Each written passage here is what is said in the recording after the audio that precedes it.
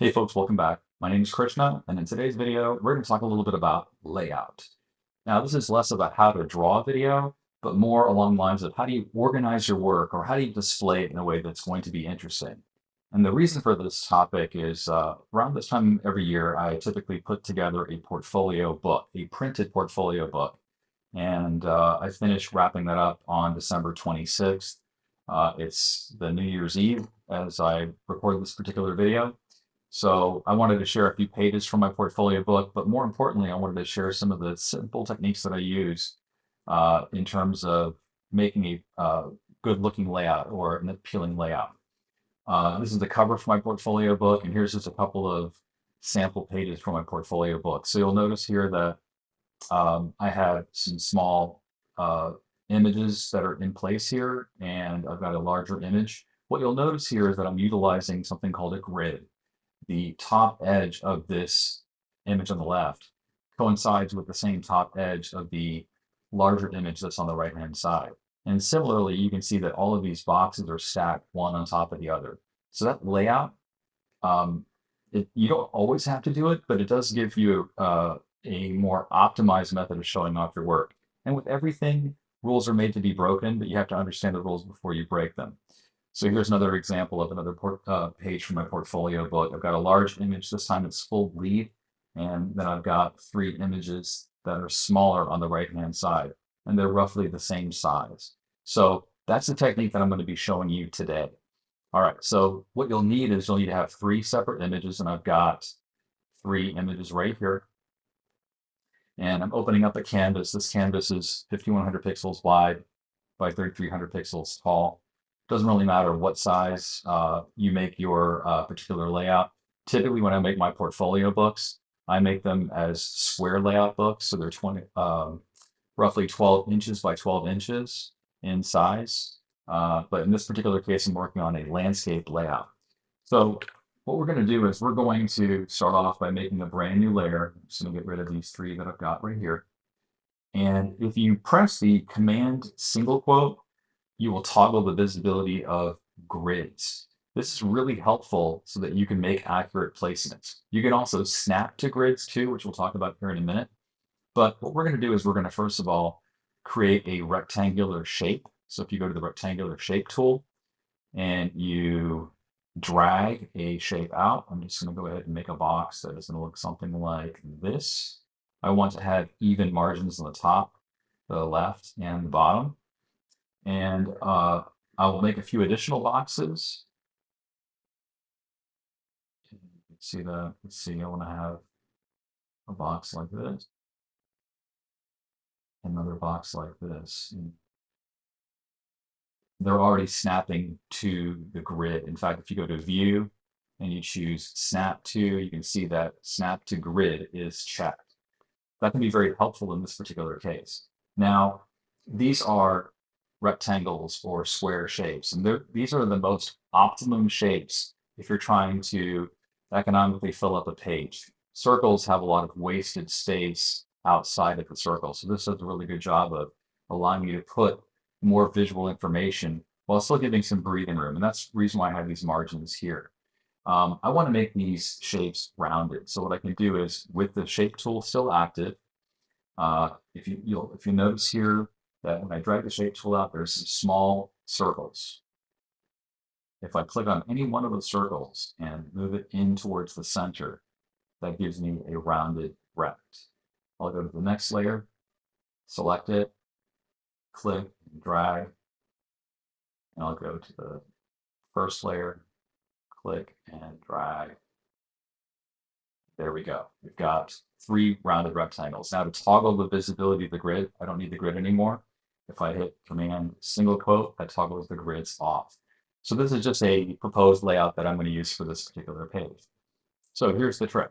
So I'm going to go to my layered Photoshop file. In this case, I've got a bunch of layers. I'm just going to merge them into one layer. So the keyboard shortcut to do that, it's kind of a mouthful, but it's Shift Option Command E or Shift Alt Control E if you're on the Windows box. And you want to be on a visible layer. So in this case, I was on the visible layer, and by applying this keyboard shortcut, you can see that I have flattened all of the layers into one while still preserving my layer stack. So I'm going to now copy this particular layer. To do that, I'm going to hit Command A to select all, and then Command C to copy. And I'll go back to my template layer, and I want to paste this particular image that I copied into this rectangle here.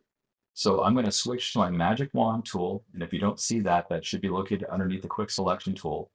But I want to choose the magic wand tool. I'm going to click on that large square, and then I'm going to go up to Edit, Paste Special, and then Paste Into. And I've got a keyboard shortcut that I've already set up for that, which is Option Shift Command V. So when I do that, you'll see that the image is now occupying the layer, but you'll see what we have as a layer mask. Everything that is white is what you can see. Everything that is black on the mask is what you can't see. So if I want to reposition this particular image, I can just simply move it around. You can see that if I move it down too low, then we start to see that blue background. Ideally, I don't want that blue background to show up. So I'm just going to pick an interesting section. This looks like a pretty good crop right here. And I'm going to just roll with that. So let me repeat the process with the other two graphics that I've got. So again, I'm going to go to the topmost visible layer. It doesn't have to be the topmost layer, but that's typically where I like to set it up just so I know where it's at. Shift Option Command E. That merges all of those layers while preserving the layer stack. Command A to select all. Command C to copy. Then go back to the template layer. Use the magic wand tool. Click on the rectangle that you want to fill in with the graphic. And then go up to Edit, Paste Special, Paste Into. And in this case, I've pasted the image in, but I can't see it. And that is because when I pasted this image in, it is on a layer lower than the two blue rectangles that I have. So I had to move this layer up to the top. Now I can hit Control T or Command T, and I can just scale this as I want and position it in such a way that's going to be cool. So there we go. Maybe I'll just do a little bit more. And I'll hit Enter to confirm the change. Let's do the last one. Go up to the top of the layer stack.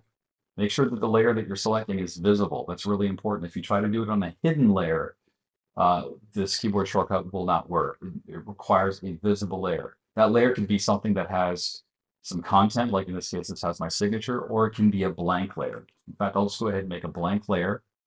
And if I hold down Shift Option Command E, merge everything to the top, hit Command A, that selects all. Command C performs a copy. Go to my new, my template layer, and then select the area that I want to paste it into with the magic wand tool. And then Edit, Paste Special, and then Paste Into. And then I can always use the transform tool. I can reposition this to make it as interesting as I want it to be. Let me just go ahead and do this and hit Enter. Now, what if I want to add a border around all three of these images? Well, what I could do is I could select the topmost image and go to FX and choose Stroke. And let's give this a light blue stroke. And I can click OK. Now, instead of me just going to the other two layers in the layer stack and doing the same manual operation, all I need to do is right-click and choose Copy Layer Style on the layer that already has the stroke.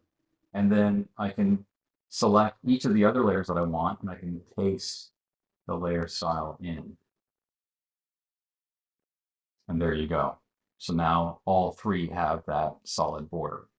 So I hope you found this tip to be valuable. It's not really a drawing tip, but it is a layout tip.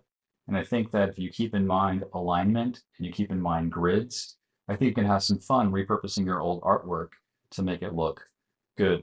So if you like the video, please give it a thumbs up so other folks can find it. As I record this, it's New Year's Eve, so Happy New Year if you're watching this on New Year's Eve. and I'll see you in the next video. Thanks.